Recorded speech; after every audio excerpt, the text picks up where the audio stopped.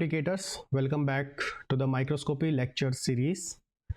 This is part 2 of microscopy and आगे बढ़ने से पहले, आज का लेक्चर शुरू करने से पहले छोटा सा इन्फॉर्मेशन कि पार्ट 1 में हमने डिस्कस किया था ब्राइट फील्ड माइक्रोस्कोपी और डार्क फील्ड माइक्रोस्कोपी, बट जो बहुत ज़्यादा इंपॉर्टेंट है आपके लिए कि जो माइक्रोस्कोपी का बेसिक प्रिंसिपल है, बेसिक इंट्रोडक्शन है, what is magnification, what is resolution, what is एबे इक्वेशन, वो सारी की सारी चीज़ें बहुत ही डिटेल में डिस्कस की है हमने पार्ट 1 में। तो आपको वो पार्ट जाकर ज़रूर देखना चाहिए आगे बढ़ने से पहले। अगर आप वो देख चुके हैं तो ये वीडियो, ये लेक्चर आप शुरू कर सकते हैं। तो आज के इस लेक्चर में हम लाइट माइक्रोस्कोपी के ही जो और भी क्लासिफिकेशन है, जैसे कि face contrast microscopy and differential interference contrast microscopy, जिसको आप शॉर्ट में DIC बोलते हो, वो डिस्कस करेंगे। तो लाइट माइक्रोस्कोपी में हमने पार्ट 1 में ब्राइट फील्ड, डार्क फील्ड, ये दो डिस्कस किए थे।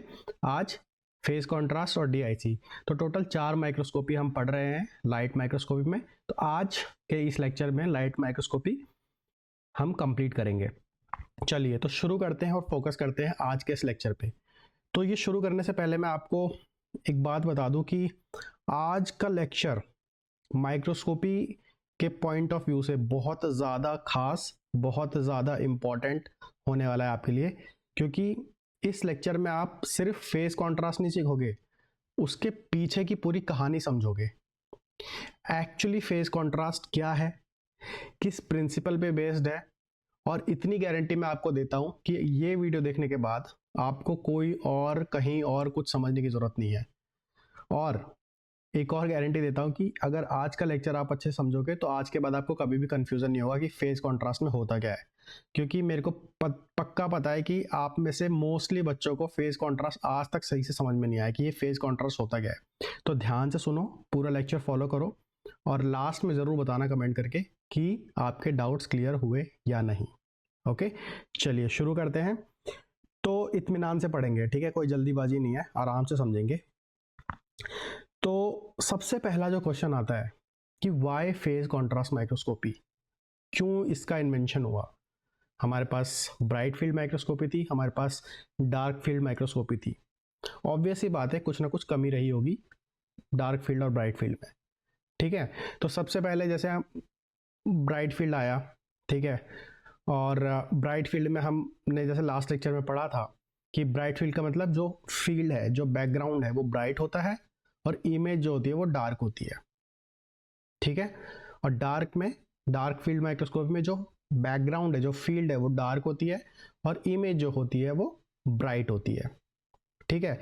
तो ब्राइट फील्ड की अगर हम बात करें तो यहां पर इसका जो एडवांटेज था, जो आपने डार्क फील्ड पढ़ी, डार्क फील्ड, उसमें क्या था, इमेज आपकी कैसी बन रही थी, इमेज बन रही थी ब्राइट, ओके। और यहां ब्राइट फील्ड में आपकी इमेज बन रही थी डार्क, ओके, इमेज बन रही थी डार्क, राइट। बट इस ब्राइट फील्ड माइक्रोस्कोपी का एक लिमिटेशन था, वो क्या था, वाई, क्वेश्चन यहां पे है कि why are unstained live cells so hard to see under a normal bright field microscopy. इसका एडवांटेज तो ये था कि इसके थ्रू आप अनस्टेन्ड लाइव सेल्स देख सकते हो, ऑब्जर्व कर सकते हो, ठीक है। बट बहुत ज्यादा क्लियरिटी नहीं थी, बहुत ज़्यादा अच्छे से कॉन्ट्रास्ट नहीं आ रहा था। जैसे कि आप यहाँ पर भी देखोगे तो बैकग्राउंड और इमेज में बहुत ज़्यादा कॉन्ट्रास्टिंग कैरेक्टरिस्टिक्स नहीं है, लगभग ये बैकग्राउंड के साथ ही मिलता जुलता दिखाई देता है, ठीक है। तो क्यों, इसकी वजह क्या थी, इसकी वजह थी कि बिकॉज सेल्स, जो मोस्टली जो सेल्स होती है ना, मोस्टली जो सेल्स होती है वो ट्रांसपेरेंट होती है, okay. And because most of the cells are transparent, they don't absorb much light. उसकी वजह से वो ज़्यादा absorb नहीं कर पाती, ठीक है। तो उसके लिए क्या करना पड़ता है, उसके लिए आप ऑब्जेक्ट को, अपने स्पेसिमेन को स्टेन करते हो फिर, ठीक है, स्टेनिंग करते हो, फिक्स करते हो, स्टेन करते हो, उसकी वजह से क्या होता है, ब्राइट फील्ड में ही जब आप स्टेनिंग करोगे अच्छे से देखने के लिए या फिक्स करोगे, तो क्या होगा, वो आपका जो ऑब्जेक्ट है, जो आपका जो स्पेसिमेन है, वो लाइव नहीं रहेगा, नो लाइफ। ठीक है, वो हो गया आपका dead organism, dead micro organism, तो उसमें आप लाइव माइक्रो ऑर्गेनिज्म स्टडी नहीं कर पाओगे। ठीक है, ओके, अगर आपने उसको स्टेन कर दिया, जब स्टेन नहीं किया था तो वो मोस्टली ट्रांसपेरेंट था और ज़्यादातर अब्जॉर्ब नहीं कर पा रहा था लाइट, और ज़्यादा लाइट अब्जॉर्ब नहीं कर पा रहा था, तो बैकग्राउंड और इमेज के बीच में ज़्यादा कॉन्ट्रास्टिंग डिफरेंस नहीं आ पा रहा था। तो ये इसका सबसे बड़ा ड्रॉबैक था ब्राइट फील्ड माइक्रोस्कोपी का। So we need tricks to convert this invisible phase difference into visible contrast. अभी ये फेस डिफरेंस मैं आपको अच्छे से समझाऊंगा आज। ठीक है, तो ये जो इनविजिबल फेस डिफरेंस, मतलब फेस डिफरेंस का मतलब ये जो लाइट से ये जो बैकग्राउंड बन रहा है और ये जो इमेज बन रही है, इसमें ऑलमोस्ट कोई फेस डिफरेंस नहीं था, कॉन्ट्रास्ट नहीं था। तो कैसे हमने क्या ट्रिक अपनाई जिससे ये इन दोनों के बीच में विजिबल कॉन्ट्रास्ट आ गया। ओके, तो इस लिमिटेशन को दूर करने के लिए ही, इस इनविजिबल फेस डिफरेंस को दूर करने के लिए ही इन्वेंट हुई फेज कॉन्ट्रास्ट माइक्रोस्कोपी। ठीक है, तो अब यहां पर आप देखो, ये जो इमेज है ये फेज कॉन्ट्रास्ट माइक्रोस्कोपी की है, इसके कंपैरिजन में ये कई गुना बेहतर आपको दिखाई दे रही है, कई गुना इसका जो कॉन्ट्रास्ट है वो बढ़ चुका है। ठीक है, आप बैकग्राउंड के कंपैरिजन में देखो तो ये काफी बेहतर दिखाई दे रही है compare to bright field microscopy. अब ये कैसे मुमकिन हो पाया, आज इस लेक्चर में यही समझेंगे।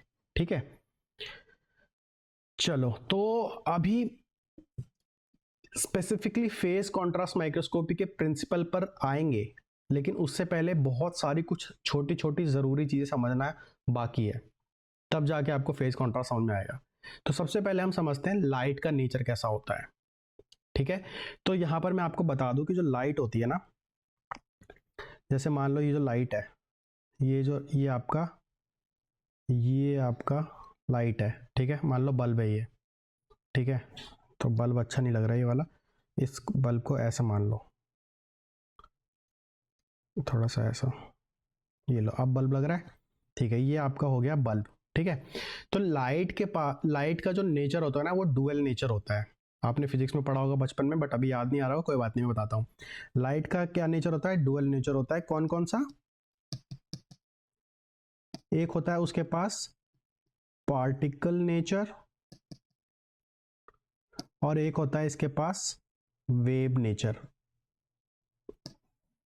ठीक है, तो जैसे अगर मैं यहाँ पे आपको समझाऊं कि दोनों नेचर कैसे होता है, अगर इसको मैं दोनों तरफ एक ऐसे समझाने के लिए डिवाइड कर दूं, तो यहां से देखो आप, जो वेव नेचर होता है वो इस तरीके से निकलता है, लाइट इसमें से इस तरीके से आगे बढ़ती है, लाइट निकल रही है ये। ठीक है, और जो पार्टिकल है वो इस तरीके से, ये पार्टिकल है, इस तरीके से भी पार्टिकल्स एमिट होते हैं इससे। तो ये देखो, ये तो हो गया इसका पार्टिकल नेचर, और ये हो गया इसका वेव नेचर। बट जब हम माइक्रोस्कोपी पढ़ते हैं तो मोस्टली कंसिडर करते हैं वेव नेचर को, इसी पे पूरा का पूरा माइक्रोस्कोपी का प्रिंसिपल बेस्ड है, वेव नेचर के पास। हम पार्टिकल नेचर को यहाँ पर कंसिडर नहीं करेंगे। तो अब जरा हम ध्यान से समझते हैं। अभी ये जो वेव नेचर है, मैंने आपको समझाया कि ये किस तरीके से जाता है। ऐसे आप इमेजिन करो, जैसे ये पेन है, तो ये ऐसे ऐसे घूम घूम के आगे बढ़ता है, गोल गोल। बट जब आप इसको साइड से देखोगे ऐसे, तो ये आपको ऐसे ऐसे दिखाई देगा वेव्स की तरह। बट जब ऐसे घुमाओगे तो ये गोल गोल आगे घूम घूम के बढ़ता है, जैसे स्प्रिंग होती है, स्प्रिंग की तरह ऐसे ऐसे घूम घूम के लाइट आगे बढ़ती है और स्पेसिमेन से कांटेक्ट करती है। बट जब आप स्प्रिंग को ऐसे साइड से देखोगे तो वो ऐसे वेव्स की तरह दिखाई देगी, जैसे कि यहाँ आप स्क्रीन पे देख पा रहे होगे। तो this is the wave nature of light. Okay, अभी यहां पे हम समझते हैं थोड़ा सा, ये जो वेव नेचर ऑफ लाइट है, इसके कुछ कैरेक्टरिस्टिक्स होते हैं, इसकी कुछ खासियत होती है। जैसे इसके बारे में जब आप ध्यान से देखोगे तो यहां पर देखो ध्यान से कि ये जो है, ये इसका एम्पलीट्यूड है, यहां पर ठीक है। और ये दो चीजें बनाता है, वेव जब आगे बढ़ती है एक डायरेक्शन में तो ये दो चीजें बनाती है, एक बनाती है क्रेस्ट और एक बनाता है ट्रफ। क्रेस्ट मतलब शिखर, शिखर, और ट्रफ का मतलब होता है एक तरीके से कैसे क्या बोलते हैं उसको, खाई। ठीक है, खाई, जैसे खाई की तरह है नीचे की तरफ और ये शिखर की तरह है ऊपर की तरफ। तो ये क्रेस्ट होता है, ये ट्रफ होता है, ध्यान रखना।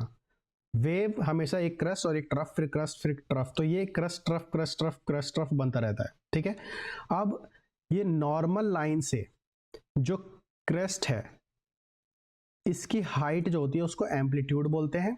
वैसे ही सेम नॉर्मल लाइन से नीचे ट्रफ की तरफ भी जो हाइट होती है उसको भी एम्पलीट्यूड बोलते हैं, मतलब एम्पलीट्यूड मतलब height.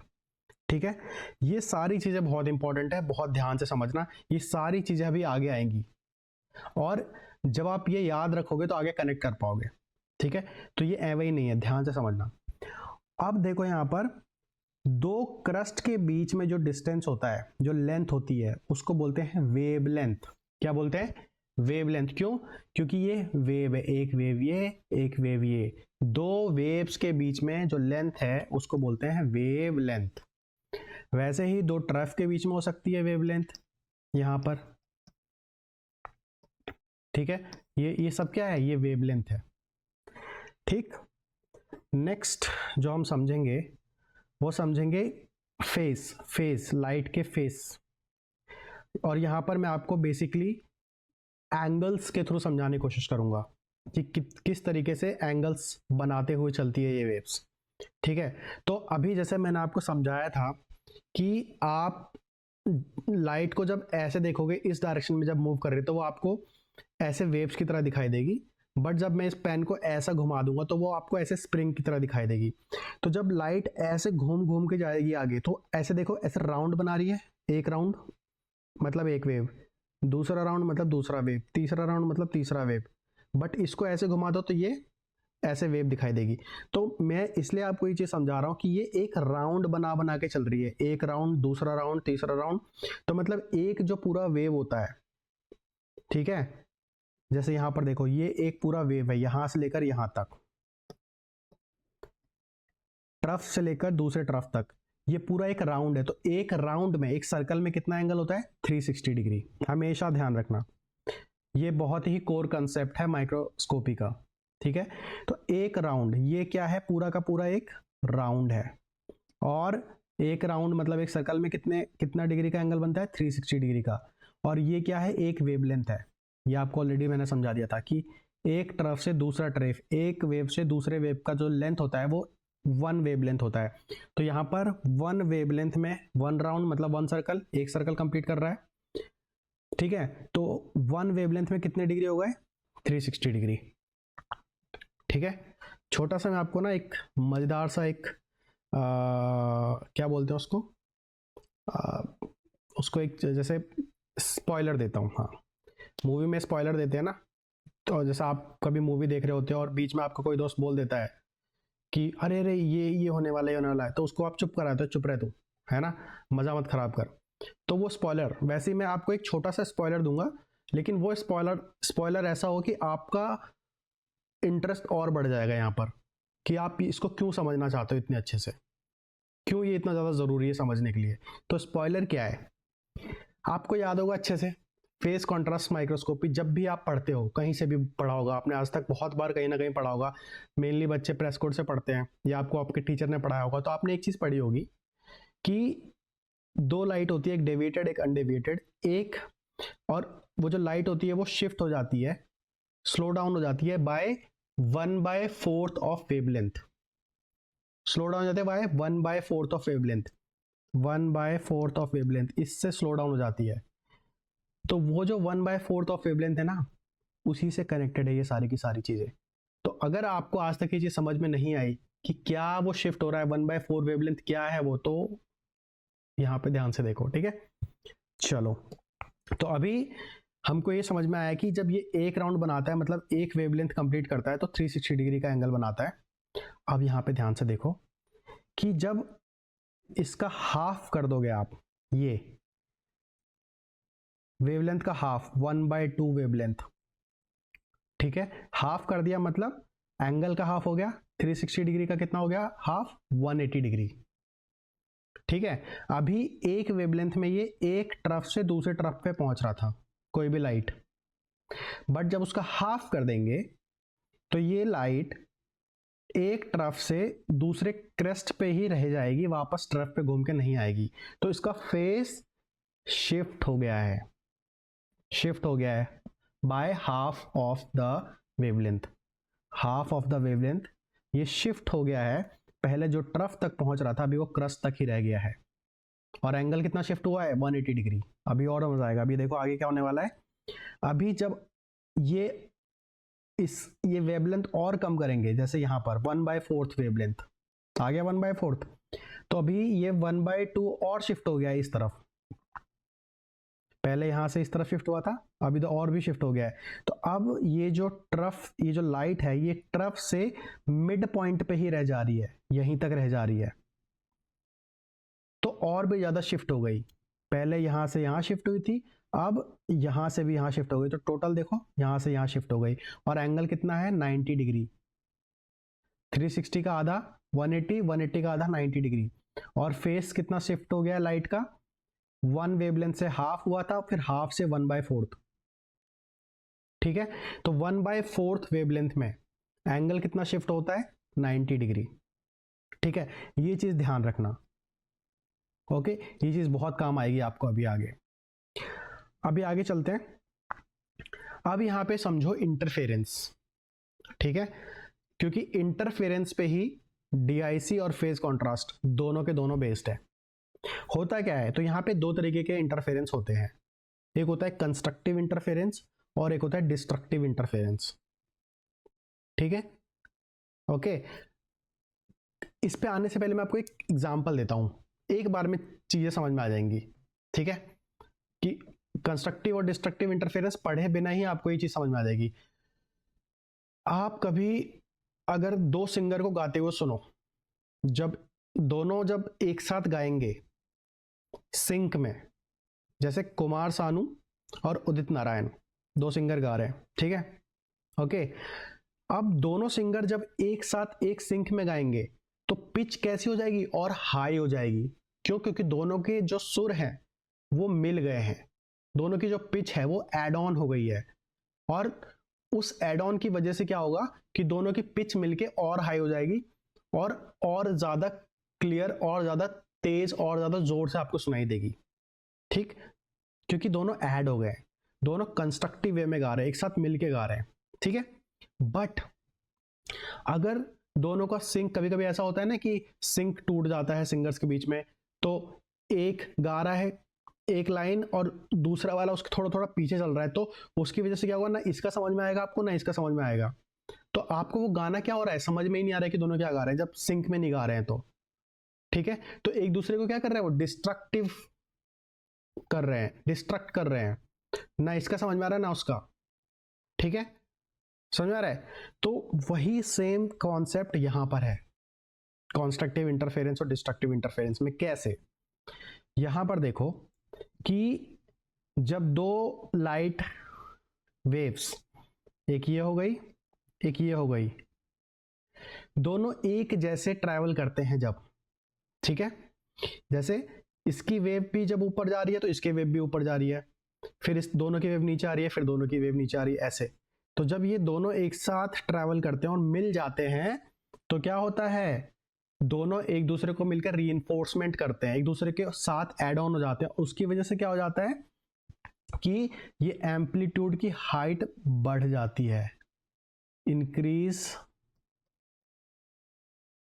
In amplitude, increase in amplitude, ठीक है।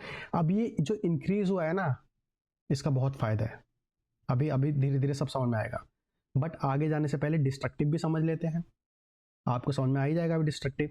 डिस्ट्रक्टिव में क्या होता है कि जब दो लाइट वेव्स अलग अलग स्पीड में ट्रैवल कर रही है, एक जब ऊपर जा रही है तो दूसरी नीचे जा रही है, एक जब दूसरी ऊपर जा रही है तो दूसरी नीचे आ रही है, तो इसकी वजह से क्या होगा, जब ये दोनों एक दूसरे के साथ इंटरफेयर करेंगे तो क्या होगा कि एक दूसरे को कैंसल कर देंगे, सब्ट्रैक्ट कर देंगे, कैंसिलेशन हो जाएगा, and there will be no wave left, there will be no amplitude, they will cancel each other. Okay, अब ये जो रीइंफोर्समेंट हुआ है यहां पर और ये जो कैंसिलेशन हुआ है यहां पर, इसके फायदे और नुकसान क्या है और ये कैसे प्रिंसिपल सेट करता है फेज कॉन्ट्रास्ट का और डीआईसी का, वो यहां पर समझेंगे। ठीक है, तो होता क्या है कि ये जो रीइंफोर्समेंट ऑफ एम्पलीट्यूड हुआ है इसकी वजह से क्या होगा कि देखो इसकी ट्रफ और इसकी ट्रफ मिल गई, ट्रफ मीट्स ट्रफ, शिखर और शिखर दोनों का शिखर मिल गया, दोनों पहाड़ों को मिला दो एक के ऊपर एक तो हाइट ऊंची हो जाएगी।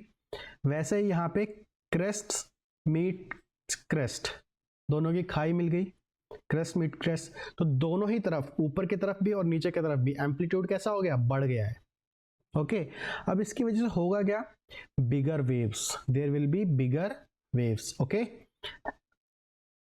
उसके बाद क्या होगा, जब एम्पलीट्यूड बढ़ जाएगा तो वो ज्यादा एम्पलीट्यूड के साथ जब ट्रैवल करेंगे तो एनर्जी भी ज्यादा होगी, क्योंकि दोनों का कंस्ट्रक्शन हो चुका है, दोनों ही जब इंटरफेयर कर रहे हैं तो कंस्ट्रक्टिव इंटरफेरेंस हो रहा है, मिल चुके हैं एक साथ, तो उसकी वजह से क्या हुआ, दोनों की एनर्जी भी मिल गई एक दूसरे के साथ, more energy deliver to the eye and camera. Okay, more energy means higher intensity, higher intensity मतलब ब्राइटर रीजन, मतलब ज्यादा लाइट आपको आपकी आंखों में आ रही है तो वो रीजन कैसा हो जा रहा है, ब्राइट हो जा रहा है, ब्राइट रीजन। ठीक है, तो जिस स्पेसिमेन के जैसे मान लो ये वाला स्पेसिमेन है और इस तरीके का कंस्ट्रक्टिव इंटरफेरेंस यहां से होके गुजर रहा है, तो ये वाला जो एरिया है वो आपको ब्राइट दिखाई देगा। क्लियर, अभी जरा इसको समझ लेते हैं डिस्ट्रक्टिव वाले को। तो यहां पर क्या होता है कि जो एक वेव की क्रेस्ट है वो दूसरे वेव की ट्रफ से मिलती है, जिसकी वजह से कैंसलेशन हो जाता है, और उस कैंसलेशन की वजह से क्या होगा, two waves are out of phase, दोनों ही आउट ऑफ फेस जाएंगे। जैसे यहां पर भी आप देख सकते हो, इसकी क्रेस्ट इसकी ट्रफ से मिल रही है, इसकी जो क्रेस्ट है वो इसके ट्रफ से मिल रही है। ठीक है, ओके, ठीक है, तो crest meets trough, two waves out of face, उसकी वजह से क्या हो, कैंसिल आउट कर देंगे एक दूसरे को, और less energy, there will be less energy और नो एनर्जी लेफ्ट, और जब एनर्जी बचेगी ही नहीं तो लोअर इंटेंसिटी, लाइट आगे आ ही नहीं रही है क्योंकि सब कैंसिल हो गया है, no light will be travelled forward. अब जब लाइट नहीं आएगी, कुछ दिखेगा नहीं, तो वो रीजन कैसा हो जाएगा, डार्क हो जाएगा। ठीक है, तो समझ में आ रहा है अभी, तो एक तरीके की जो लाइट्स है, मतलब कंस्ट्रक्टिव इंटरफेरेंस वाली जो लाइट्स है वो ब्राइटर रीजन बना रही है, डिस्ट्रक्टिव इंटरफेरेंस वाली जो लाइट है वो डार्क रीजन बना रही है। इसकी वजह से क्या होता है, डार्क और ब्राइट का कॉन्ट्रास्ट बनता है, तो आपको जो इमेज दिखाई देती है वो कॉन्ट्रास्टिंग इमेज दिखाई देती है compare to the bright field microscopy. ठीक है, अभी यहाँ पर और भी चीजें समझ में आएंगी धीरे धीरे। यहाँ पे आगे बढ़ने से पहले आपको जरा मैं ऑप्टिकल पाथ लेंथ भी समझा दूं, क्योंकि इसकी जरूरत आपको डीआईसी में पड़ेगी, फिर हम एक साथ फेज कंट्रास्ट और डीआईसी डिस्कस कर लेंगे। ठीक है, तो यहाँ पे ऑप्टिकल पाथ लेंथ क्या होता है, तो सिंपल सी चीज है, जैसे ये आपका एक स्पेसिमेन यहाँ पे आपको दिखाई दे रहा होगा, मान लो ये स्पेसिमेन है। अब आपको पता है कि स्पेसिमेन जैसे कोई सेल है, तो सेल के अंदर क्या आता है, साइटोप्लाज्म होता है, न्यूक्लियस होता है, माइटोकॉन्ड्रिया होता है, गोल्जी बॉडी होती है, राइबोसोम्स होते हैं, बहुत सारे कंपोनेंट्स होते हैं, सेलुलर ऑर्गेनेल्स होते हैं। ठीक है, तो कोई रीजन तो क्या होता है कि थिन हो जाता है, थिन होता है, जैसे यहाँ पर देख रहे हो, कोई रीजन थिक होता है, जैसे यहाँ पे देख रहे हो, कोई रीजन थिक होता है, प्लस वहां पे कुछ ऑर्गेनेल्स भी होते हैं। तो उसकी वजह से होता क्या है, डिफरेंट, एक ही स्पेसिमेन में डिफरेंट रीजन पर जो रिफ्रैक्टिव इंडेक्स होता है वो अलग अलग होता है। ठीक है, क्या होता है refractive index, different at different region in the same specimen. अब रिफ्रैक्टिव इंडेक्स क्या है, मैंने फर्स्ट पार्ट में पढ़ाया था, वहां जाके आप पढ़ना। ठीक है, इसलिए मैंने बोला था कि part 1 is very very important if you want to really learn microscopy from scratch, तो पार्ट 1 से शुरू करिए। ठीक है, तो यहां पर एक ही स्पेसिमेन में अलग अलग रीजन का रिफ्रैक्टिव इंडेक्स अलग अलग होता है, तो उसकी वजह से क्या होगा, जब लाइट जब लाइट यहाँ पे स्पेसिमेन पे इंटरेक्ट करेगी, तो जैसे ये वाला रीजन मान लो इस वाले रीजन पे इंटरेक्ट किया एक तो लाइट ने, तो ये देखो जैसे ही अंदर एंट्री करेगी इसका पाथ थोड़ा चेंज होगा, थोड़ा चेंज हुआ और फिर ये बाहर निकल गई, इसका पाथ भी चेंज हुआ, ये बाहर निकल गई। ध्यान से देखना, ठीक है। अभी यहाँ पर लाइट ने एंट्री करी, ये चेंज इधर भी जा सकता है इधर भी जा सकता है, ऐसे इधर निकल गई। अब यहाँ पर देखो कि ये लाइट यहाँ गई, इस पर इंटरेक्ट किया, अब जब ये अंदर जाएगी तो ये चेंज की, बट आगे न्यूक्लियस भी है मान लो, ठीक है। तो न्यूक्लियस की वजह से क्या हुआ, लाइट और चेंज करी, ठीक है। फिर जब न्यूक्लियस से बाहर करी तो फिर ऐसे जो आई थी वैसे हो गई और फिर वापस उसी डायरेक्शन में हो गई। तो देख रहे हो, तो ये जो चेंज हो रही है अंदर वो किसकी वजह से हो रही है, डिफरेंट डिफरेंट रिफ्रैक्टिव इंडेक्स की वजह से हो रही है, क्योंकि अंदर अलग अलग टाइप के ऑर्गेनल्स है, अलग अलग टाइप के रीजन है, थिक थिन और डिफरेंट काइंड ऑफ ऑर्गेनल्स, तो उसकी वजह से रिफ्रैक्टिव इंडेक्स अलग है।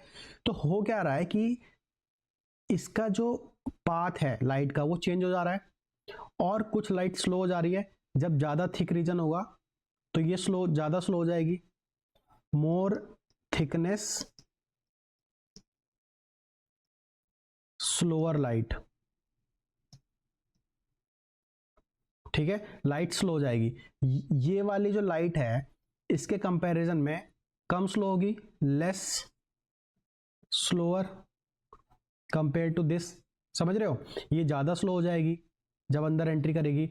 तो उसकी वजह से क्या होता है कि अलग अलग लाइट जो स्पेसिमेन पे इंटरेक्ट करी अंदर गई, उन सब का ऑप्टिकल पाथ लेंथ अलग अलग हो जाता है, कुछ ज्यादा स्लो हो जाती है, कुछ कम स्लो हो जाती है, कुछ बहुत फास्ट रहती है।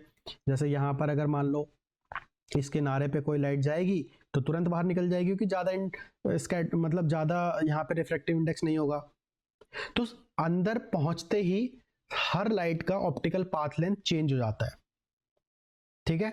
और वो ऑप्टिकल पाथ लेंथ किस पे डिपेंड करता है, तो एन पे, मतलब रिफ्रैक्टिव इंडेक्स पे और लेंथ ऑफ लाइट पे, कि वो उस लाइट ने कितना ट्रैवल किया है इसके अंदर स्पेसिमेन के अंदर, उसकी वजह से लाइट स्लो हो रही है या फास्ट रह गई, तो उसको बोलते हैं ऑप्टिकल पाथ लेंथ। ओके, अंदर जितना भी लेंथ ये ट्रैवल कर रही है स्पेसिमेन के अंदर, इस ऑप्टिकल पाथ लेंथ को ध्यान रखेंगे, ये आपके डीआईसी में काम आएगा। चलिए नेक्स्ट, अब हम समझना शुरू करते हैं फेस कॉन्ट्रास्ट माइक्रोस्कोपी का इन्वेंशन क्यों हुआ था। तो भाई ये इन्वेंट हुआ था to overcome the limitation of bright field and dark field microscopy, ठीक है। तो जैसे ब्राइट फील्ड देख लो आप यहाँ पर, चाहे आप डार्क फील्ड देख लो, दोनों का ही जो कॉन्ट्रास्ट है वो बहुत ज़्यादा अच्छा नहीं है। उस हिसाब के उस टाइम के हिसाब से ठीक था, क्योंकि उस टाइम तो जो भी इन्वेंशन हो रहे थे वो बहुत अच्छा ही था। मतलब जब नॉर्मल कंपाउंड माइक्रोस्कोप के बाद, जब सिंपल माइक्रोस्कोप के बाद जब कंपाउंड माइक्रोस्कोप आया था, फिर ब्राइट फील्ड और डार्क फील्ड आया था, तो ये भी बहुत अच्छा ही लग रहा था लोगों को, कुछ तो दिख रहा है, मतलब बड़ा होकर दिख रहा है। बट जब और ज़्यादा ज़रूरत पड़ने लगी तो फिर इसमें भी कमी महसूस होने लगी, ठीक है। और वो कमी क्या महसूस हो रही थी कि क्योंकि जो अपना स्पेसिमेन है ये पूरा का पूरा ट्रांसपेरेंट है, तो ज़्यादा लाइट अब्जॉर्ब नहीं कर पा रहा है, और उसकी वजह से बैकग्राउंड और इसके बीच में ज़्यादा कॉन्ट्रास्ट नहीं हो पा रहा है। ये जो अब्जॉर्ब नहीं कर पा रहा है, कॉन्ट्रास्ट नहीं दे पा रहा है, ये एक्चुअली हम समझ सकते हैं किसकी हेल्प से, रेस की हेल्प से। तो मैं आपको आगे समझाऊंगा, यहाँ पर बहुत क्लियर हो जाएगा भाई आपको। तो मैं आपको यहाँ पे दो एग्जाम्पल दूंगा, दो तरीके के स्पेसिमेन से समझेंगे, दो तरीके के सेल्स से समझेंगे। एक हम सेल लेंगे पिगमेंटेड सेल्स। पिगमेंटेड सेल्स का मतलब होता है जिनके अंदर आपके पिगमेंट्स होते हैं, जैसे मेलेनिन हो गया, और नॉन पिगमेंटेड सेल जिनके अंदर आपके पिगमेंट्स नहीं होते। आप देख लेना type of pigment and non pigmented sales. फिलहाल यहाँ पर हमारा वो टॉपिक नहीं है, हमारा टॉपिक है माइक्रोस्कोपी, तो अभी फोकस करते हैं उस पर। तो जैसे यहाँ पर सबसे पहले हमने लिया pigmented sales. When light passes through pigmented sales, अभी हम लिमिटेशन ही डिस्कस कर रहे हैं कि क्या लिमिटेशन है यहाँ पर, अभी हमें समझ में आ जाएगा, ठीक है। तो यहाँ पर हमने ले लिया पिगमेंटेड सेल। अब देखो यहाँ पर जब ये लाइट पास होगी, ये पूरा का पूरा यहाँ पे सैंपल रखा हुआ है, ठीक है, ये डिश है मान लो, और इसके अंदर बहुत सारी सेल्स है। अब कुछ लाइट तो सेल्स के थ्रू पास हो रही है, जैसे ये वाली लाइट, और कुछ लाइट जैसे ये वाली किसी भी सेल से पास नहीं हो रही, सिर्फ मतलब जैसे अगर इसके अंदर मीडियम है तो मीडियम से पास हो जा रही है, किसी स्पेसिमेन ऑब्जेक्ट को इंटरेक्ट नहीं कर रही।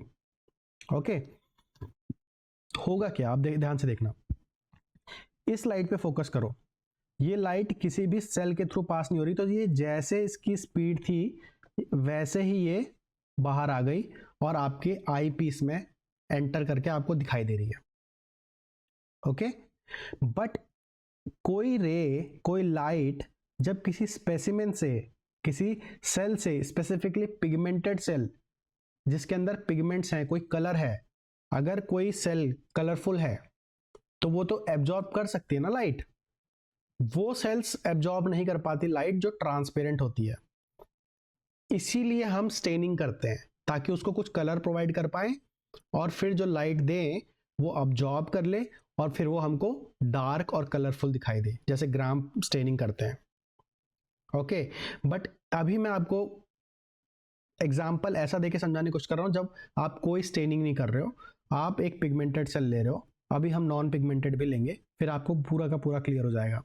तो जब यहाँ इस पिगमेंटेड सेल पे लाइट पड़ती है तो क्योंकि अंदर डिफरेंट डिफरेंट टाइप के ऑर्गेनल्स हैं और कलर है, पिगमेंट है, उसकी वजह से क्या होता है, कुछ लाइट एब्जॉर्ब हो जाती है यहाँ पर, और जब एब्जॉर्ब होती है, ठीक है, और ऑब्जॉर्प्शन और रिफ्रैक्टिव इंडेक्स की वजह से क्या होता है कि ये लाइट स्लो हो जाती है क्योंकि इसका ऑप्टिकल पाथ लेंथ चेंज हो गया। अब जब ये स्लो हो गई तो देखो इसका जो एम्पलीट्यूड है वो भी चेंज हो गया है। इसका यहाँ पर देखो एम्पलीट्यूड कितना ज्यादा था, कंपेयर करो यहाँ पे तो एम्पलीट्यूड भी डिक्रीज हो गया है।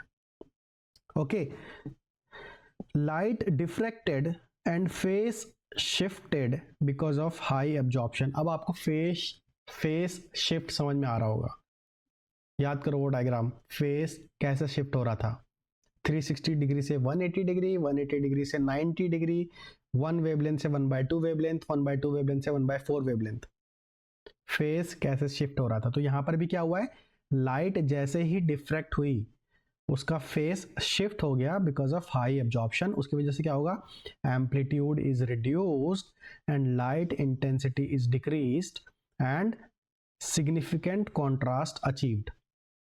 अब यहां पर देखो कोई लाइट यहां भी पड़ रही होगी जो जहां पर पिगमेंट नहीं है, तो उसका अलग पैटर्न होगा, इसका अलग पैटर्न होगा, यहाँ पर ज्यादा ऑब्जर्व हुई होगी, यहाँ पर कम।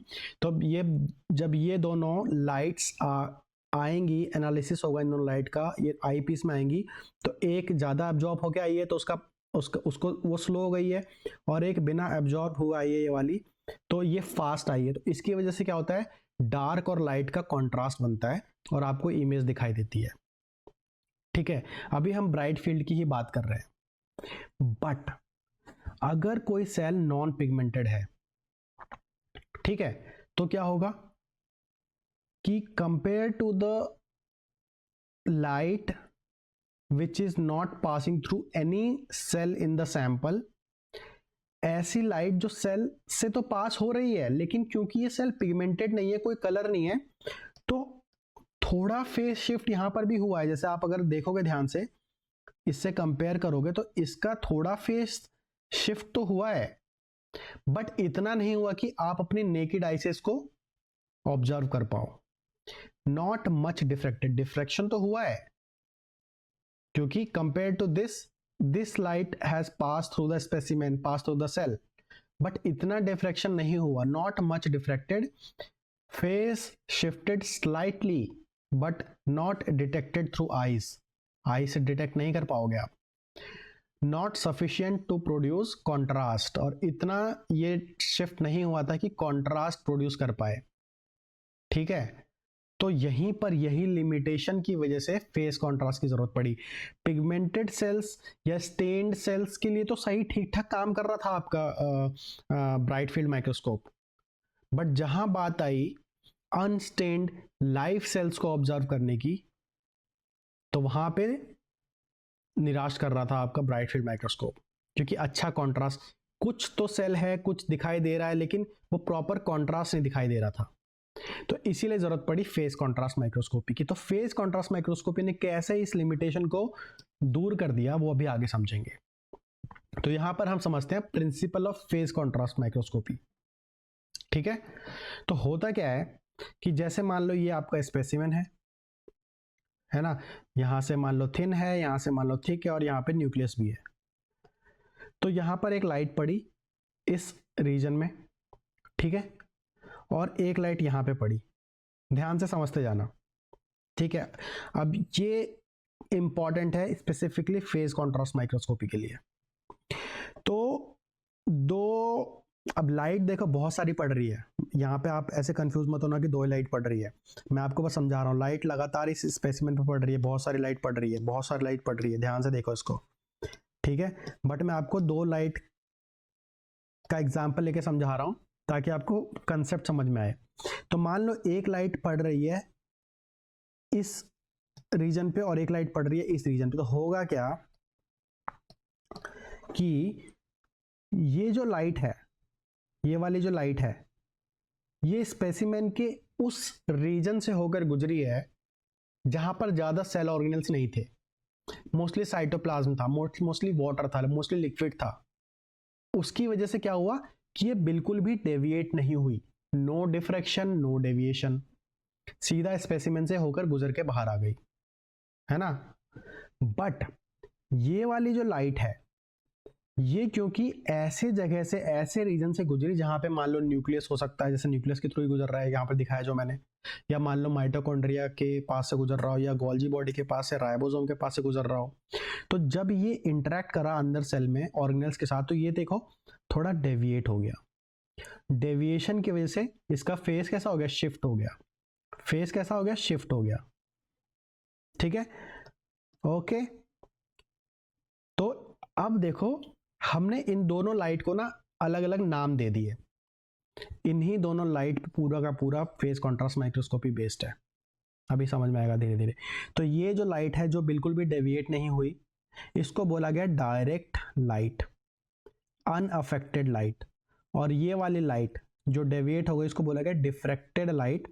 And this diffracted light was shifted naturally, ये अपने आप शिफ्ट हुई थी, ये अपने आप शिफ्ट हुई थी, कुछ नहीं किया था हमने, क्योंकि अंदर किसी ऑर्गेनल से इंटरेक्ट होकर, किसी ऑर्गेनल से बातचीत करके आ रही थी, है ना। ऐसे मान के चलो कि आपकी मम्मी ने आपको और आपके भाई को, या आपको और आपकी बहन को बोला कि जाओ बेटा, जाओ बच्चों दूध लेके आओ दुकान से, ठीक है, समझ रहे हो। आप दोनों गए दुकान दूध लेने के लिए, दूध लेके आ ही रहे थे कि आपके भाई को उसका दोस्त मिल गया, बट आपको वो इतना पसंद नहीं, तो आपका कोई इंटरेक्शन ही नहीं, आप सीधा घर पहुंच गए। बट आपका भाई वहीं रुक गया, बात करने में लग गया, वो पहुंचा बहुत लेट, स्लो हो गया वो, तो वो बात कर रहा था क्योंकि वैसे ही लाइट है, सिंपल। ये वाली रे अंदर बात करने में लग गई, न्यूक्लियस के साथ इंटरेक्ट कर रही थी माइटोकॉन्ड्रिया के साथ, इसलिए डेविएट हो गई, स्लो हो गई। ये आप थे ये जिसका कोई मतलब ही नहीं उससे, ये सीधा अपना दूध लेके इधर आ गया। तो ये direct unaffected, and this was the diffracted and naturally shifted, okay. अभी क्या होगा, ध्यान से समझो। नेक्स्ट, अभी देखो कि अभी भी ये दोनों लाइट, क्योंकि ये वाली जो लाइट है ये तो डायरेक्ट पास हो रही थी ना, जैसे ब्राइट फील्ड माइक्रोस्कोपी में मोस्ट ऑफ द रीजन जो सेल का था वो ट्रांसपेरेंट था, और ट्रांसपेरेंट होने की वजह से लाइट सीधा पास हो जा रही थी, और क्योंकि सीधा पास होके आ जा रही थी तो वो ज़्यादा कॉन्ट्रास्ट नहीं दे पा रही थी। यही तो लिमिटेशन था उसका, क्योंकि नॉन पिगमेंटेड सेल को याद करो कि ऐसे रीजन से लाइट जहाँ से गुजर के आ रही है वो एरिया बिल्कुल ट्रांसपेरेंट है, मान लो रिफ्रैक्टिव इंडेक्स बहुत कम है, तो वो सीधा लाइट आ गई निकल के, कोई शिफ्ट नहीं हुआ। तो बैकग्राउंड इमेज में और उसके बैकग्राउंड में ज़्यादा कुछ कॉन्ट्रास्ट नहीं बन पा रहा था। तो यहाँ पर भी तो वही हो रहा है इस लाइट के साथ, क्योंकि ये स्पेसिमेन से डायरेक्ट होके आ गई है बिना इंटरेक्ट करे, तो इसका कोई फेस शिफ्ट नहीं हुआ है, बट इसका हुआ है, ठीक है। तो ये वाला एरिया भी फिर कैसा दिखाई देगा, ट्रांसपेरेंट दिखाई देगा, and there will be no contrast. तो यही चीज परेशान कर रही थी वहां उस टाइम जो भी साइंटिस्ट काम कर रहे थे in the field of microscopy, कैसे इस रीजन को भी कॉन्ट्रास्टिंग बनाया जाए, ये तो बन गया नेचुरली क्योंकि यहाँ पर ऑर्गेनल था और इससे लाइट इंटरेक्ट करके शिफ्ट हो गई। अब ये शिफ्ट हमें कुछ ना कुछ बताएगी, बट इस रीजन को कैसे कॉन्ट्रास्टिंग बनाया जाए। तो आए एक बहुत ही इंटेलिजेंट साइंटिस्ट जिनका नाम था फ्रिट्ज जर्निके। ओके, फ्रिट्ज जर्निके, इन्होंने अपना दिमाग लगाया। इन्होंने क्या किया कि सेम वही ब्राइट फील्ड माइक्रोस्कोपी को यूज किया, बट उसमें छोटा सा मॉडिफिकेशन कर दिया। उन्होंने क्या किया, ऑब्जेक्टिव लेंस से जस्ट नीचे की तरफ एक फेस रिंग लगा दी। ओके, फेस रिंग लगा दी। अब फेस रिंग लगाने की वजह से हुआ क्या कि ये जो लाइट आ रही थी ये वाली, जैसे ही फेस रिंग पे पड़ी ये शिफ्ट हो गई इस तरफ। इस फेस रिंग ने इस लाइट को शिफ्ट कर दिया बाय 1/4 ऑफ वेवलेंथ। ओके, और ये वाली जो लाइट थी, डिफ्रैक्टेड लाइट जो नेचुरली शिफ्ट हुई थी, ये खुद ब खुद स्लो डाउन हो गई थी by approximately by 1/4 of wavelength. तो ये तो खुद शिफ्ट हो गई थी। इस वाली लाइट को इन भाई साहब ने शिफ्ट करवा दिया बाय 1/4 वेवलेंथ। अब होता क्या है कि जब ये लाइट इस तरफ शिफ्ट हो गई तो ये इसके साथ इंटरेक्ट करने लगी, ये जो लाइट आ रही थी इसके साथ। और कोई भी इमेज बनने के लिए दो लाइट्स का इंटरेक्ट करना बहुत ज्यादा जरूरी है, जैसे कि मैंने आपको कंस्ट्रक्टिव इंटरफेरेंस और डिस्ट्रक्टिव इंटरफेरेंस में बताया था। ठीक है, तो वही चीज यहां पे होने वाली है, अभी ध्यान से तो समझो। अब ये जो शिफ्ट हुई है लाइट, ये इस लाइट के साथ इंटरेक्ट कर रही है। तो जब ये इंटरेक्ट कर रही थी तो इससे क्या हुआ कि डिस्ट्रक्टिव इंटरफेरेंस हो गया। ठीक है, डिस्ट्रक्टिव इंटरफेरेंस क्यों? क्योंकि देखो इसका फेस, पहले तो ये दोनों लाइट का देखो, ये रहा ट्रफ, ये रहा ट्रफ, ये रहा क्रस्ट, ये रहा क्रस्ट, पहले तो एक ही तरीके से मूव कर रही थी। बट जब इसने शिफ्ट किया तो क्या हुआ कि इस वाली लाइट का ट्रफ और इस वाली लाइट का क्रस्ट, यहां पर देखो दोनों आपस में टकराने लगे। उसकी वजह से डिस्ट्रक्टिव इंटरफेरेंस हो गया। और आपको पता है कि जब डिस्ट्रक्टिव इंटरफेरेंस होता है तो कैंसल आउट कर देते हैं एक दूसरे को, एनर्जी कम हो जाती है, एम्पलीट्यूड कम हो जाता है और लाइट कम पहुंचती है आईपीस तक या आपकी आंखों तक। और वो एरिया कैसा दिखाई देता है? डार्क। तो वहां पे कैसा बनेगा? वो पर्टिकुलर रीजन डार्क बन जाएगा। ओके, तो एक तो ये डिस्ट्रक्टिव इंटरफेरेंस के थ्रू हमने समझ लिया कि ये डार्क क्यों बन रहा है। ठीक है, दूसरा जो तरीका है, मैं आपको यहाँ पर दूसरा भी एक इसका पर्सपेक्टिव समझा देता हूँ। यहाँ पर देखो, अभी आपको जो मैंने 1/4 वेवलेंथ वाला आपको बताया था शुरू में, कि जो फेस कॉन्ट्रास्ट माइक्रोस्कोप में पढ़ते आए हो इतने टाइम से, वो यहाँ पर समझो ध्यान से कि ये जो डिफ्रैक्टेड लाइट है नेचुरली जो शिफ्ट हुई थी बाय 1/4 ऑफ वेवलेंथ, और दूसरी लाइट को, डायरेक्ट लाइट को इन्होंने शिफ्ट करवा दिया बाय 1/4 ऑफ वेवलेंथ। और जब ये दोनों ही शिफ्टेड लाइट को आप ऐड करोगे तो वहां से आपको वहां से निकलेगा रिलेटिव फेस डिफरेंस। दोनों को आप ऐड कर दो, 1/4 वेवलेंथ, 1/4 वेवलेंथ, क्योंकि आप टोटल देखना चाहते हो कि टोटल मिलके कितना शिफ्ट हुआ है। क्योंकि यहाँ पे क्या है, ऐड करके तो कोई भी इमेज बनेगा ना, चाहे डार्क एरिया चाहे लाइट एरिया। तो यहाँ पे आप दोनों को ऐड कर रहे हो, दोनों की वजह से क्या होगा, जब दोनों को ऐड करोगे तो 1/2 ऑफ वेवलेंथ शिफ्ट हो रहा है टोटल। तो 360 डिग्री से सीधा 180 डिग्री शिफ्ट हो गया है, हाफ शिफ्ट हो गया है पूरा का पूरा। ठीक है, तो इसकी वजह से क्या होता है कि ये वाली जो लाइट थी और ये वाली लाइट अब दोनों मिलके कंप्लीटली आउट ऑफ फोकस हो गई। जब आउट ऑफ फोकस हो जाएगा तो क्या होगा, जब दोनों सिंक में चल रही थी तो फोकस में थी, अभी डिस्ट्रक्टिव होने की वजह से, शिफ्ट होने की वजह से कितना shift, 180 degree completely out of focus हो गई है, और इसकी वजह से डार्क इमेज बनता है। तो दो पर्सपेक्टिव मैंने आपको समझाया। पहला कि डिस्ट्रक्टिव इंटरफेरेंस हो रहा है इसलिए डार्क इमेज बन रही है, और यहाँ पर शिफ्ट कितना हो रहा है, 1/2 wavelength, completely out of focus, इसलिए डार्क इमेज बन रही है। ठीक है, अदर एरियाज आप देखो, जहां पर ये दो रेज इंटरेक्ट कर रही है, वो एरिया तो डार्क बन जा रहा है। मैंने ऐसे बताया था ना कि बहुत सारी लाइट्स आ रही होंगी, ऐसा नहीं कि ये दो ही आ रही है, और बहुत सारी लाइट एक दूसरे से इंटरेक्ट कर रही होंगी, कुछ नहीं भी कर रही होंगी।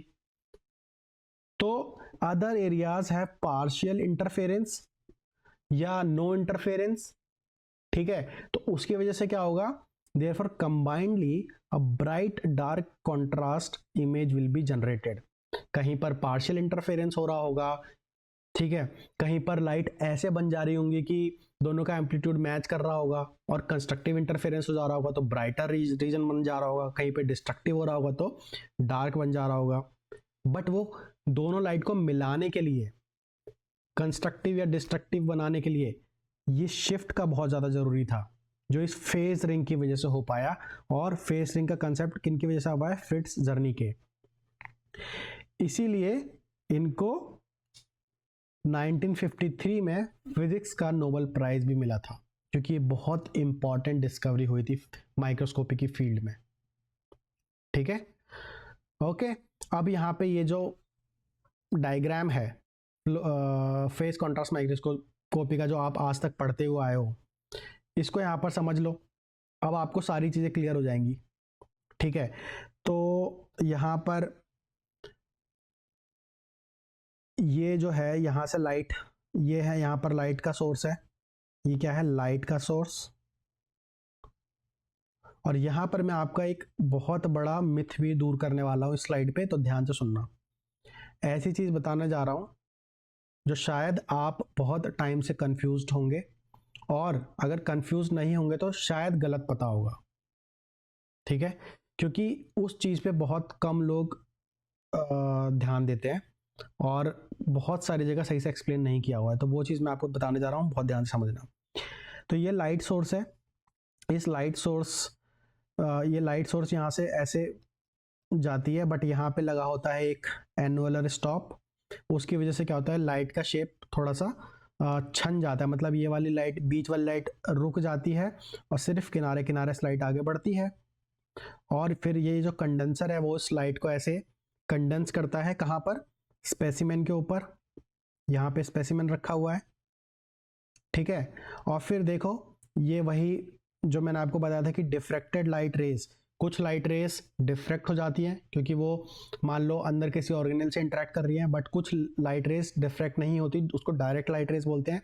जैसे आपने ये दो स्टेटमेंट बहुत पढ़े होंगे बुक्स में, जैसे डायरेक्शन लाइट रेज, मतलब डायरेक्ट, यहाँ पे थोड़ा सा मिसप्रिंट है, direct light rays are advanced 1/4 wavelength because they pass through phase ring, ठीक है, क्योंकि ये डेविएट नहीं होती स्पेसिमेन से और सीधा फेस रिंग से पास हो जाती है, ठीक है।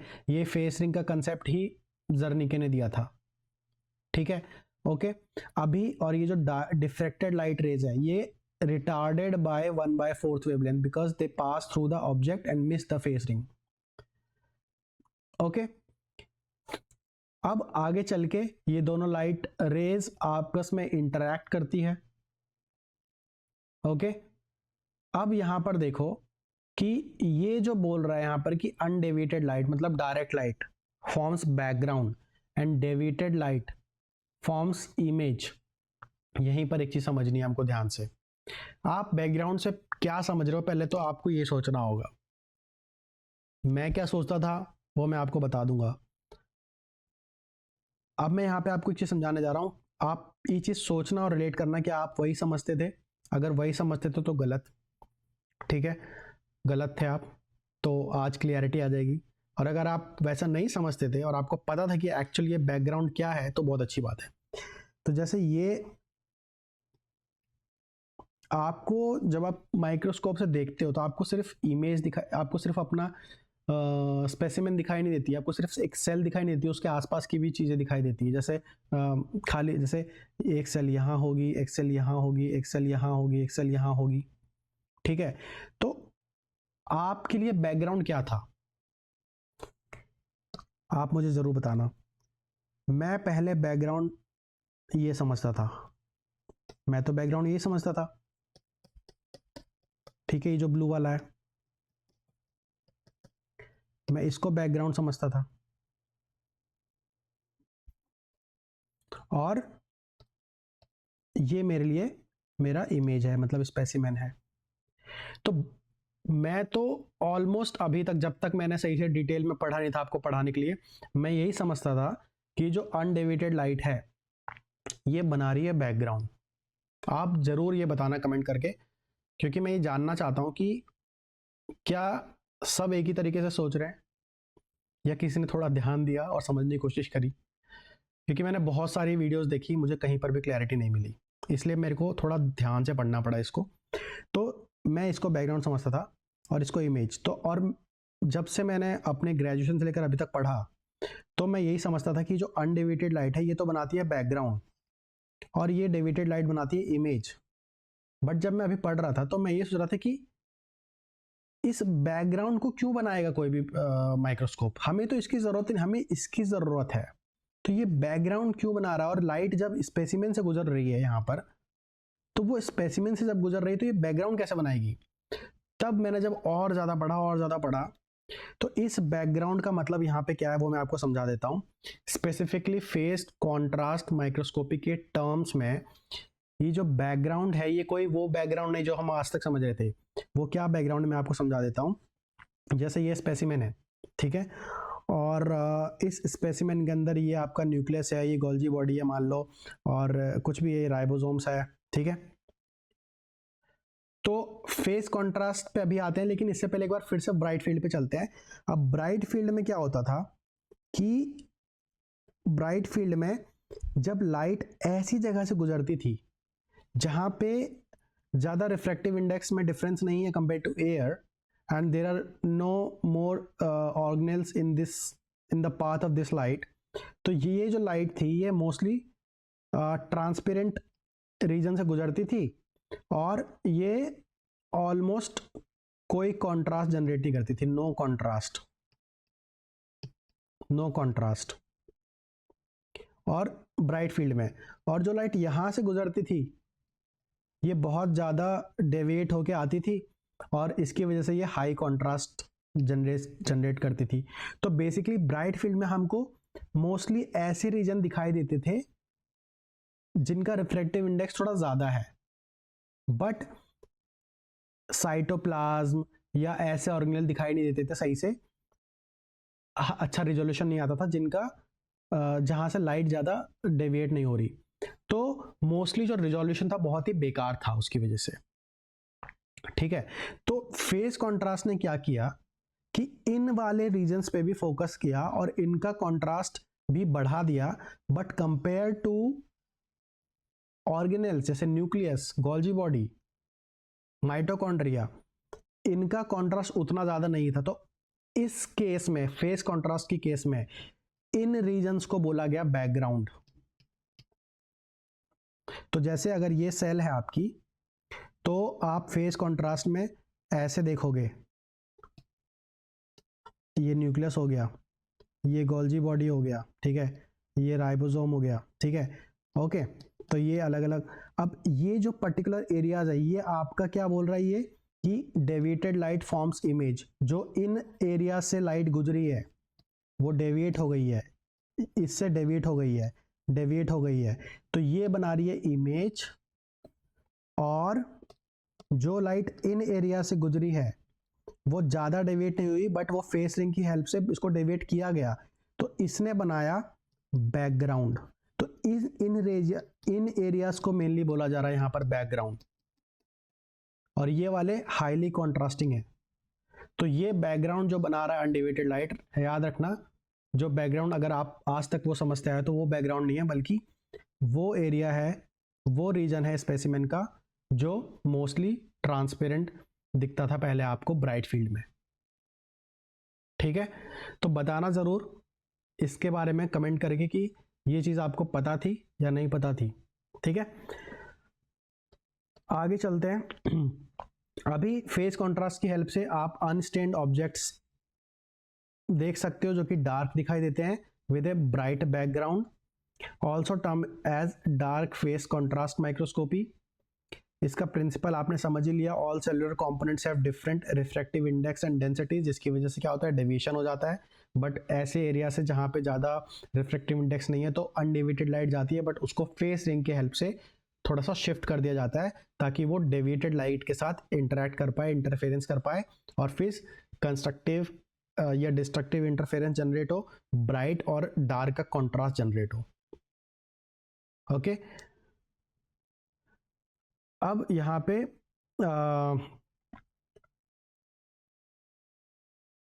फेस कॉन्ट्रास्ट में ही थोड़ा से और कुछ इंपॉर्टेंट पॉइंट्स है, जैसे कि it is used to study unstained living cells. समझ में आ गया? अनस्टेन्ड लिविंग सेल्स को आप इसमें स्टडी कर सकते हो आप। माइक्रोबियल मोटिलिटी, क्योंकि माइक्रो ऑर्गेनिजम्स को फिक्स नहीं करने की जरूरत है, स्टेन करने की जरूरत नहीं, तो वो लाइव ही रहते हैं, और लाइव माइक्रो ऑर्गेनिजम्स मोबाइल होते हैं, मूव कर सकते हैं, तो उनकी मोटिलिटी स्टडी कर सकते हो। Shape of living prokaryotic and eukaryotic cells को स्टडी कर सकते हो, क्योंकि कॉन्ट्रास्ट है यहाँ पे compare to bright field microscopy. Bacterial components को, जैसे कि एंडोस्पोर्स, इंक्लूजन बॉडीज को स्टडी कर सकते हो, है ना। और ये एक तरीके से फेस कॉन्ट्रास्ट माइक्रोस्कोपी का इमेज जो इस तरीके से कुछ दिखाई देता है। ठीक है, अभी यहां पर देखो कि ये कंपैरिजन मैं आपको दिखा रहा हूं। ब्राइट फील्ड में कुछ ऐसा दिखाई देता था, ठीक है, फेस कॉन्ट्रास्ट में कुछ ऐसा दिखाई देता था। ओके,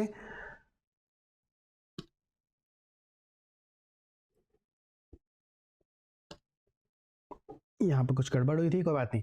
तो ये जो बेसिकली है यहाँ पर, ये जो है ये क्वेश्चन गलत है। ये यहाँ पे मुझे ये पूछना है आपसे कि वाई, जब फेस कॉन्ट्रास्ट काम कर रहा है तो वाई DIC की जरूरत क्यों पड़ रही है? ठीक है, ब्राइट फील्ड में कुछ लिमिटेशंस थी, वो हमने डिस्कस कर ली, उसकी वजह से हमने फेस कॉन्ट्रास्ट माइक्रोस्कोपी का इन्वेंशन किया। अब इसमें भी कुछ ना कुछ लिमिटेशंस थी, उसकी वजह से ही DIC माइक्रोस्कोप का इन्वेंशन हुआ। तो वो लिमिटेशन क्या थी वो आगे देख लेते हैं। तो फेस कॉन्ट्रास्ट माइक्रोस्कोपी के कुछ लिमिटेशंस थे, जैसे कि हेलो आर्टिफैक्ट्स। हेलो आर्टिफैक्ट्स क्या है? तो यहां पर देखो, ये आपको ये वाला एरिया दिख रहा है आपको, ये वाला, यहां पर देखो ध्यान से, ये रीजन, ये जो व्हाइट सर्कल दिखाई दे रहे हैं, यही है हेलो आर्टिफैक्ट्स। अब ये है क्या हेलो आर्टिफैक्ट्स? तो जरा हम इसको थोड़ा सा आसान करके समझते हैं, क्योंकि ये समझना थोड़ा सा मुश्किल होता है। यहां पर आप ध्यान से देखो, मैं आपको 2 एग्जांपल दूंगा। एक तो मैं आपको यहीं पर दिखा रहा हूं, जब आप सुबह जब सनराइज होता है, आप अपनी विंडो के पास देखना कि पूरे विंडो पे उतनी लाइट नहीं चमकेगी जितनी कि किनारे से चमकेगी, कॉर्नर से चमकेगी, यहां से, क्योंकि वो ग्लास का एज है, और एज पे क्या होता है कि स्कैटरिंग ज्यादा होती है लाइट की। ठीक है, लाइट की स्कैटरिंग ज्यादा होती है एज पे, और वो लाइट ज्यादा फैल जाती है, स्कैटर हो जाती है, और उस वजह से यहां पे कुछ दिखाई नहीं देता। ठीक, दूसरा एग्जाम्पल, आपने कभी रात में फोटोग्राफी करी है? रात में जब हम फोटोग्राफी करते हैं, आप ऐसा इमेजिन मान के चलो, आपने कभी अपने दोस्त की फोटो खींच रहे होगे, और आपके दोस्त के जस्ट पीछे कोई स्ट्रीट लाइट जल रही है, तो आप एडजस्ट करने की कोशिश करते हो, या तो आप उस स्ट्रीट लाइट को पूरा का पूरा अपने फ्रेंड के बिल्कुल ऐसे पोजीशन करते हो अपने फ्रेंड को कि वो स्ट्रीट लाइट उसके बिल्कुल पीछे दिखे और सही से आपके फ्रेंड की पिक्चर आ पाए। बट अगर स्ट्रीट लाइट आपके दोस्त के बालों के आसपास पीछे होती है, तो उस ध्यान से देखना कि वो बालों की सही से शेप नजर नहीं आएगी, शक्ल भी सही से दिखाई नहीं देगी, क्योंकि वहां पे लाइट ज्यादा स्कैटर कर रही होगी। क्योंकि अगर वो लाइट बिल्कुल बैक पे है, मतलब अगर बैक पे वो लाइट पड़ रही है, तब तो वहीं पे रुक गई वो। बट जब यहाँ किनारे में पड़ेगी, तो यहां से पड़कर किनारे पे, एज पे, वो लाइट ज्यादा स्कैटर होगी, फैल जाएगी, तो उस वजह से वो पर्टिकुलर रीजन जब आप फोटो लोगे तो देखना वहां पे अच्छे से दिखाई नहीं देगी। ओके, तो सेम कंसेप्ट यहां फेज कॉन्ट्रास्ट माइक्रोस्कोपी में भी होता है। तो हुआ क्या कि स्पेसिफिकली, जैसे मान लो ये सेल है, ये न्यूक्लियस है मान लो, ठीक है, तो स्पेसिफिकली एजेस पे, जैसे ये एज हो गया, ये वाला एज, या ये न्यूक्लियस का एज, ठीक है, तो जब लाइट यहां पे पड़ती है, यहां पे पड़ती है लाइट, ध्यान से समझना, इस पर्टिकुलर रीजन में जब लाइट पड़ती है इस जगह पर, तो यहां पे क्या होता है कि जो रिफ्रैक्टिव इंडेक्स है वो अचानक से चेंज हो जाता है। जैसे यहां का रिफ्रैक्टिव इंडेक्स और यहां का रिफ्रैक्टिव इंडेक्स क्या होगा, क्योंकि ऐसे मान के चलो कि ये अचानक से ऐसे कम हो जाता है, रिफ्रैक्टिव इंडेक्स कम हो जाता है इस कंपैरिजन इस जगह कंपैरिजन में, ठीक है। क्योंकि अगर आप 3D में समझ के चलो तो सर्कल है ऐसा, ठीक है। एज पे आते आते क्या होगा, रिफ्रैक्टिव इंडेक्स कम हो जाएगा। अब एज पे क्या होगा कि जब लाइट पड़ेगी तो ज़्यादा स्कैटर करेगी यहाँ पर, और यहाँ पर भी ज़्यादा स्कैटर करेगी, ठीक है। At sharp boundaries edges like cell membrane, organelle boundary, capsule edge. तो यहाँ पर क्या होता है, refractive index changes abruptly at edges, this cause maximum bending diffraction of light.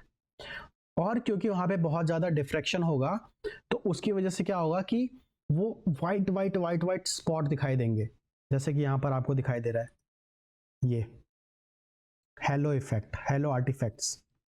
तो इसकी बड़ी समस्या थी फेज कॉन्ट्रास्ट माइक्रोस्कोपी में। तो ये एक तो बहुत ही important limitation, plus shading of artefacts, ये जो शेड दिख रहे हो ये भी उसी की वजह से हो रहा था, ठीक है। और लो क्लैरिटी ऑफ थिक सैंपल्स, यहाँ पे जो ज्यादा थिक सैंपल्स को ऑब्जर्व करना, एग्जामिन करना मुश्किल था, क्योंकि ज्यादा थिक सैंपल होगा तो ज्यादा लाइट स्कैटर करेगा, ओके। थिन सैंपल्स को देखना फेज कॉन्ट्रास्ट माइक्रोस्कोप में ज्यादा इजी होता है, हमेशा याद रखना, कंपेयर टू थिक सैंपल्स। तो इन्हीं सब चीजों को दूर करने के लिए इन्वेंट हुआ DIC, differential interference contrast microscopy, ठीक है। अब यहां पे समझ लेते हैं, इसका प्रिंसिपल थोड़ा सा अलग है फेज कॉन्ट्रास्ट माइक्रोस्कोपी से। कैसे, याद रखना, फेज कॉन्ट्रास्ट माइक्रोस्कोपी में जो प्रिंसिपल बेस्ड है वो बेस्ड है direct light and diffracted light के इंटरेक्शन पे, जब ये दो लाइट इंटरेक्ट करती है। बट DIC में ऐसा नहीं होता, ठीक है। DIC में क्या होता है, जैसे ये लाइट सोर्स है, लाइट यहां से निकल रही है, आपको पता है लाइट जब निकलती है तो अलग अलग डायरेक्शन में निकलती है, इसलिए यहां पर लगाया गया एक पोलराइजर, पोलराइजर ने सारी की सारी लाइट को एक डायरेक्शन में पोलराइज कर दिया।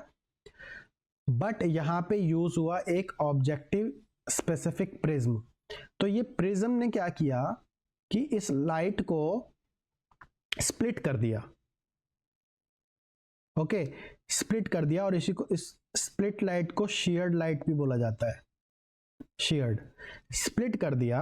अब ये स्प्लिटेड लाइट कंडेंसर की हेल्प से पहुंची स्पेसिमेन पे, और फिर ऑब्जेक्टिव के बाद एक और प्रिज्म लगाया गया जो इन दोनों स्प्लिटेड लाइट को वापस से इंटरफेयर कराती है, ठीक है, इंटरफेयर कराती है।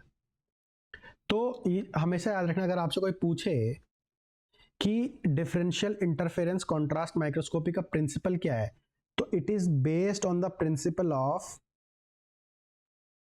Principal of interferometry of optical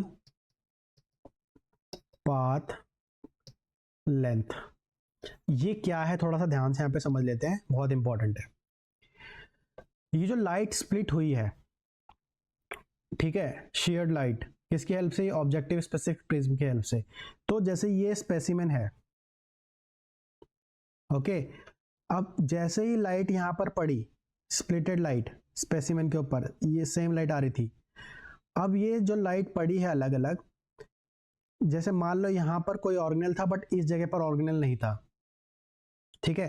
तो ये लाइट क्या होगी, थोड़ी ज्यादा डेविएट होगी, ज्यादा डेविएट होगी और फिर निकलेगी। बट ये वाली लाइट कम डेविएट होगी और फिर निकलेगी, ठीक है। और जब ये दोनों लाइट बाहर निकलेगी तो फिर एक दूसरे के साथ इंटरेक्ट करेगी, ओके। तो यहां पर मेनली क्या है कि एक ही लाइट से दो अलग अलग लाइट स्प्लिट हुई, और जब ये स्पेसिमेन के अंदर गई तो क्योंकि एक लाइट का इंटरेक्शन ज्यादा हुआ किसी ऑर्गेनल के साथ और दूसरे लाइट का इंटरेक्शन नहीं हुआ या कम हुआ, तो दोनों का ऑप्टिकल पाथ लेंथ अलग अलग होगा। एक ये वाली लाइट स्लो हो जाएगी, ये वाली उतनी ज्यादा स्लो नहीं होगी, फास्ट ही रहेगी, ठीक है, क्योंकि सब अलग अलग रीजन का अलग अलग रिफ्रैक्टिव इंडेक्स होता है। ठीक है, वैसे ही मान लो बहुत सारी लाइट पड़ रही है इस पे और सबका ऑप्टिकल पाथ लेंथ अलग अलग जा रहा है, तो उसकी वजह से क्या होता है, ऑप्टिकल पाथ लेंथ का एक ग्रेडियंट बन जाता है। क्या बन जाता है? Gradient of optical path length. हमेशा याद रखना इसका प्रिंसिपल, ऑप्टिकल पाथ लेंथ का ग्रेडियंट बन जाता है। ज़्यादा optical slow light, fast light, कम स्लो, ज़्यादा स्लो, बहुत कम, इस तरीके से अलग अलग रेंज की ऑप्टिकल पाथ लेंथ की लाइट फिर यहाँ से जब निकलती है, ओके, तो ये नोज स्पेसिफिक प्रिज्म इन सब लाइट्स को वापस से क्या करता है, ज्वाइन करवाता है और फिर एनालाइजर के पास पहुंचता है। यही एनालाइजर, ये जो ग्रेडियंट बना है ऑप्टिकल पाथ लेंथ का, इसको एनालाइज करता है और इसके बेसिस पे ये कॉन्ट्रास्टिंग इमेज बनाता है कि कौन सा रीजन ब्राइट बनेगा, कौन सा रीजन डार्क बनेगा। तो यहां से जो लाइट निकल रही है, इनका फिर क्या होता है, इंटरफेरेंस होता है यहां पर। ओके, तो वही है कि अगर कंस्ट्रक्टिव इंटरफेरेंस हो गया, अगर दो लाइट का कंस्ट्रक्टिव इंटरफेरेंस हो रहा है, हमेशा याद रखना क्या बनेगा, ब्राइट रीजन। कंसेप्ट ये वाला सेम है एज फेस कॉन्ट्रास्ट, डिफरेंस क्या है मैं भी आपको दोनों में बताऊंगा। और डिस्ट्रक्टिव इंटरफेरेंस अगर होगा तो वो रीजन कैसा बनेगा, डार्क। क्यों, ये आपको मैं ऑलरेडी समझा चुका हूं। तो बहुत सारी अलग अलग लाइट का ऑप्टिकल पाथ लेंथ अलग हो जाता है, उन सब का ग्रेडियंट बन जाता है जिसको एनालाइजर एनालाइज करता है और फिर उन सबको एनालाइज करके एक इमेज बनाता है जो कि हाईली कॉन्ट्रास्टिंग इमेज होती है। ठीक है, तो ये है इसका प्रिंसिपल डीआईसी का। अब डीआईसी में क्या होता है कि same similar to phase contrast microscopy, DIC also is used to observe unstained live image. Staining की कोई जरूरत नहीं है, लाइव इमेजिंग कर सकते हो। और स्पेसिफिकली याद रखना हमेशा, जो डीआईसी है लाइव सेल इमेजिंग में इंपॉर्टेंट रोल प्ले करता है। लाइव सेल इमेजिंग में ज्यादातर डीआईसी यूज होता है, याद रखना हमेशा, क्योंकि इसके आर्टिफैक्ट्स कम है, इसमें आर्टिफैक्ट्स है ही नहीं compare to phase contrast microscopy. Okay, modification of phase contrast microscopy ही है ये। Produce pseudo 3D image with high contrast. अब ये सूडो 3D इमेज बनाता है, मतलब इमेज तो 2D ही होती है, बट आपको ऐसा भ्रम होता है कि जो इमेज है वो 3D दिख रही है। ऐसा होता क्यों है, जैसे कि मान लो कि एक लाइट यहां से गुजरी, एक लाइट यहां से गुजरी, तो यहां पे क्या होगा कि थोड़ा डेविएशन ज्यादा होगा कंपेयर टू दिस रीजन। तो उसकी वजह से क्या होगा कि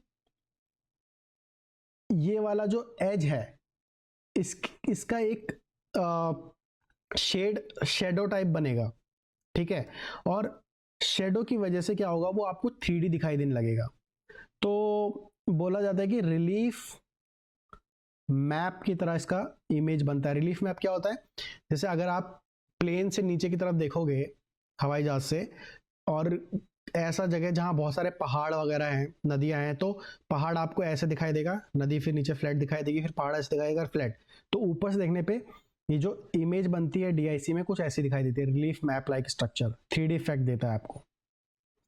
ठीक है, can be further process through video enhancement. Video enhancement की हेल्प से डीआईसी की इमेजेस को और भी एनहांस किया जा सकता है। मेन प्रिंसिपल था जो मैं आपको समझा चुका हूँ डीआईसी का और फेस कॉन्ट्रास्ट का, तो ये याद रखना आप। तो इस तरह की कुछ इमेजेस दिखाई देती है डीआईसी में, है ये 2D, हमेशा याद रखना, बट इसलिए इनको सूडो 3D बोलते हैं। ये दिखती 3D की तरह है बट होती 2D है, 2D इमेज है, राइट। अब देखो यहाँ पे इसकी लिमिटेशन क्या थी, हेलो आर्टिफैक्ट्स जनरेट कर रहा था, शेडिंग आर्टिफैक्ट्स दे रहा था, लो क्लैरिटी थिक सैंपल्स, क्योंकि थिक सैंपल्स में स्कैटरिंग ज्यादा होती है। बट इन सब कमियों को डीआईसी ने दूर कर दिया, यहां पर कोई आर्टिफैक्ट नहीं था। ओके, कोई भी आर्टिफैक्ट्स नहीं थे, क्योंकि यहां पर दो अलग अलग लाइट यूज हो रही थी, डेविएटेड और अनडेविएटेड। यहां पे सेम लाइट को स्प्लिट कर दिया जा रहा था। और ये चीज याद रखना कि ये जो स्प्लिट हो रही थी, इन दोनों लाइट में बहुत ज्यादा गैप नहीं था, लगभग 0.2 माइक्रोमीटर का गैप होता है, मतलब 200 नैनोमीटर का गैप होता है, तो बहुत ज़्यादा डिफरेंस नहीं है। तो ये ऑलमोस्ट लगभग एक ही जगह से बस थोड़े से गैप के साथ स्पेसिमेन के साथ इंटरेक्ट करती है, ताकि ये बिल्कुल एडजेसेंट रीजन्स के बारे में अच्छे से इंफॉर्मेशन दे पाए। थोड़ा भी अगर कॉन्ट्रास्टिंग होगा इस जगह से इस जगह में, तो वो कॉन्ट्रास्ट भी हमें नजर आता है। वैसे समझो बहुत सारी रेस पास हो रही है इस स्पेसिमेन से, और इसीलिए एक ग्रेडियंट बना के देता है ऑप्टिकल पाथ लेंथ का ये DIC हमको। इसलिए कंपेयर टू दिस यहाँ पे हमें आर्टिफैक्ट्स नहीं मिलते, क्योंकि यहाँ पे दो तरीके की लाइट यूज नहीं हो रही है इस जगह पर, एक ही तरीके की लाइट को स्प्लिट करके भेजा जा रहा है स्पेसिमेन के पास। ठीक है, तो यहाँ पे कोई डेविएशन नहीं हो रहा है। यहाँ पे जो काम हो रहा है वो रिफ्रैक्टिव इंडेक्स के बेसिस पे हो रहा है।